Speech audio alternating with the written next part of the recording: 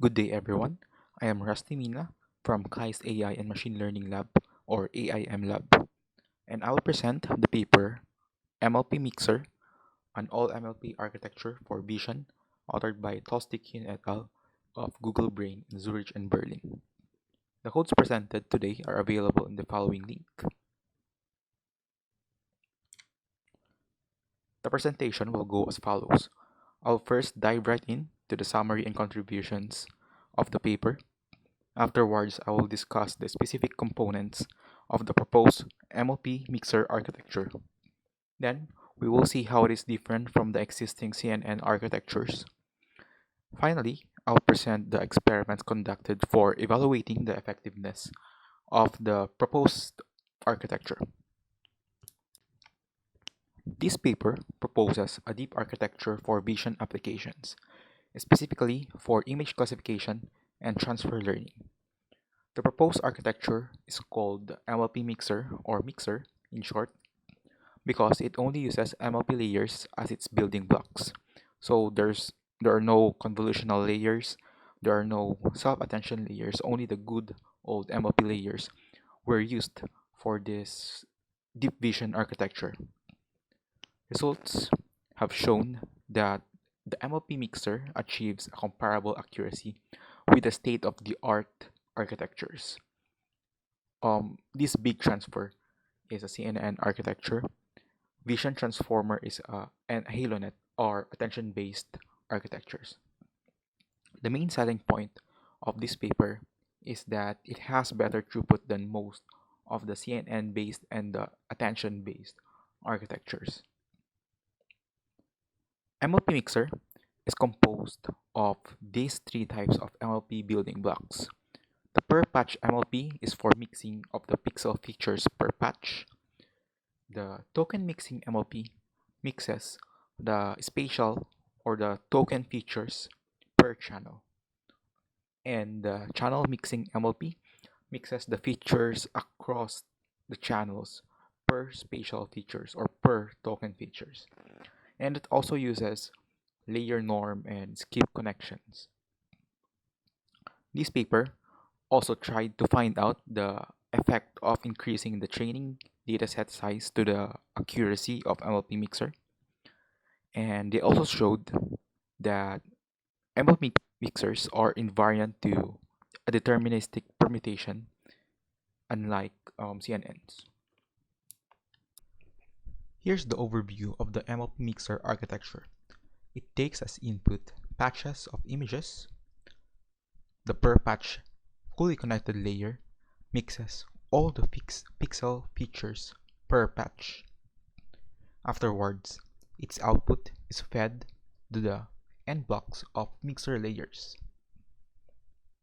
Each mixer layer is made up of token mixing MLP followed by channel mixing MLP.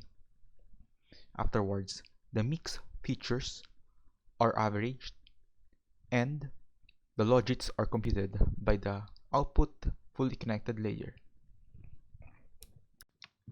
Now to get into more detail, the input to the per patch MLP layer are non-overlapping patches of image instead of the whole image, unlike in the usual MLP layer or CNN layer where we take the whole image as our input. The operation being done inside this per patch MLP layer is that each patch is linearly projected with the same projection matrix. Or in other words, we are using the same MLP weights when projecting these patches. The output are rows of tokens and columns of channels. Different colors here represents the different patches. And also, throughout this presentation, we will use the terms tokens and patches interchangeably. Now to get into more detail, suppose we have this 4D tensor of the whole images, and we want to divide these images into patches of size p. We can reshape this 4D tensor into a 6D tensor such that the height and the width dimensions are divided equally by the patch dimension p. Finally, we can transpose and reshape this 6D tensor into a 3D tensor so that the middle axis represents the number of tokens, which is given by h over p times w over p, and the rightmost axis are the pixels. This way we divide images into patches of pixels. Then the per patch MLP takes this as input, and the per patch MLP layer is expected to have a weight of this shape n pixels by n channels. The per patch MLP layer projects the pixels into channels, resulting to an output tensor of size batch n tokens and n channels. This is what I meant by the rows of tokens and columns of channels. Rows of tokens, columns of channels. And here's the PyTorch code for reshaping the input images into patches of pixels, as well as the projection of these pixels into channels. Moving on, the output of the per patch MLP layer is fed to n blocks of mixer layers. Within each mixer layer is a token mixer layer, followed by channel mixer layer. As I have said a while ago, the token mixing MLP mixes the features independent of the channel, while the channel mixing MLP mixes features across channels per spatial location. This is the whole operation of the token mixing MLP. We first perform a layer norm on input X.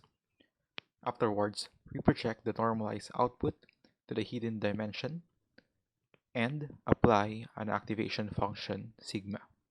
In this paper, the authors used Gaussian error linear unit, or GELO in short, as their activation function. Then, we project back the activations from the hidden dimension to the token dimension and transpose to have the same shape as X. Then, add the identity X. The adding of the identity, also called the skip connection, is reminiscent of the technique used in residual networks. I added here the resulting shapes to better visualize the operations being done in the token mixing MLP. W1 projects from the token dimension to the hidden dimension, while W2 projects from the hidden dimension to the token dimension. Remember that the shape of the output per patch MLP layer is rows of tokens and columns of channels. Layer norm does not change the shape of the tensor during the normalization process. Now, in order to mix the token features, we need to transpose the tensor so that the rightmost axis is the number of tokens. Then, we do linear projection from token dimension to hidden dimension, then from hidden dimension back to the token dimension. Now, in order to add the identity matrix, the identity X, we need to transpose back this tensor into the corresponding shape of the X. And here's a straightforward implementation of the token mixing MLP in PyTorch. Just perform these operations in series with the right transpositions in between. Channel mixing MLP layer works very similarly as the token mixing MLP layer.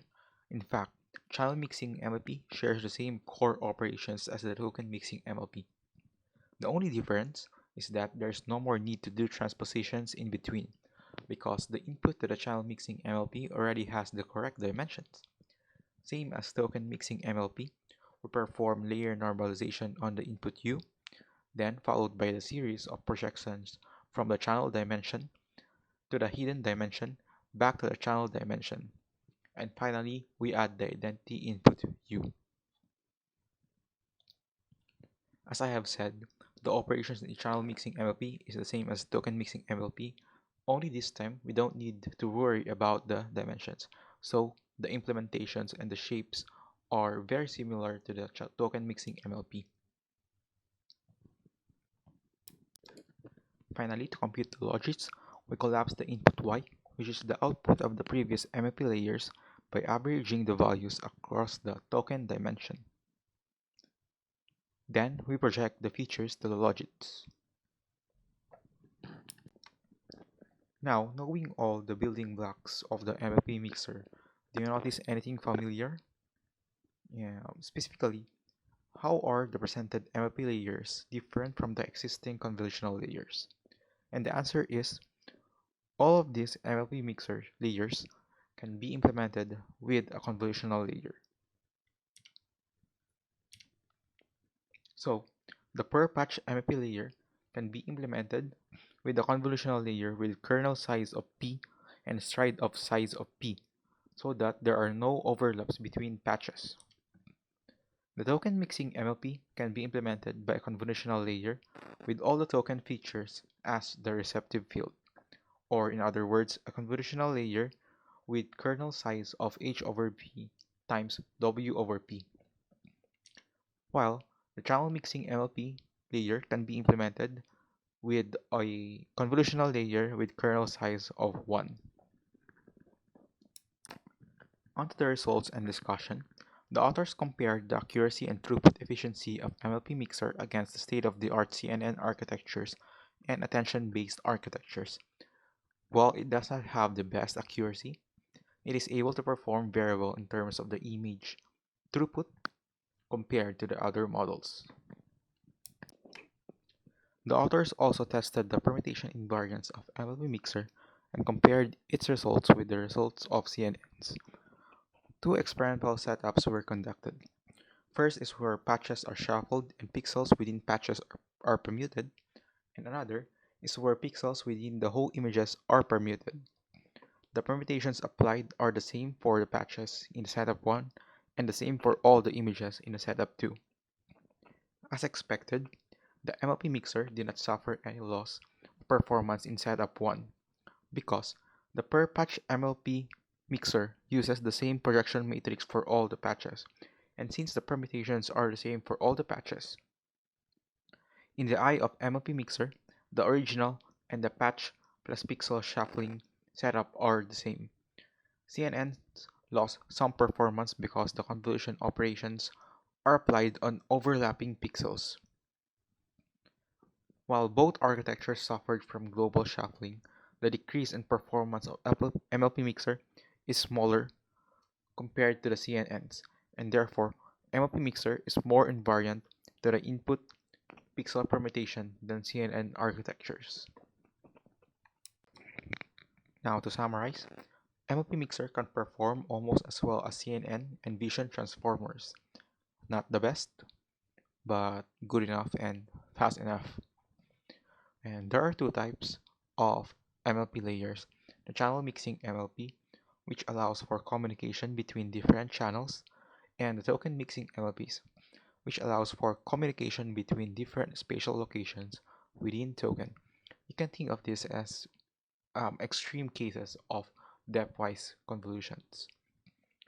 And the whole architecture can be seen as, in the case of per patch MLP, using convolutions of non-overlapping strides for per patch MLP, and for the token mixing MLP, using single channel depthwise convolutions of full receptive field, and for the channel mixing MLP, using a convolution layer with kernel size of 1. Thank you very much for your attention, and if you have any questions, just post them in the comment section, and the codes are available in this link, and also the slides will be available in the description below or in the GitHub repo. Thank you.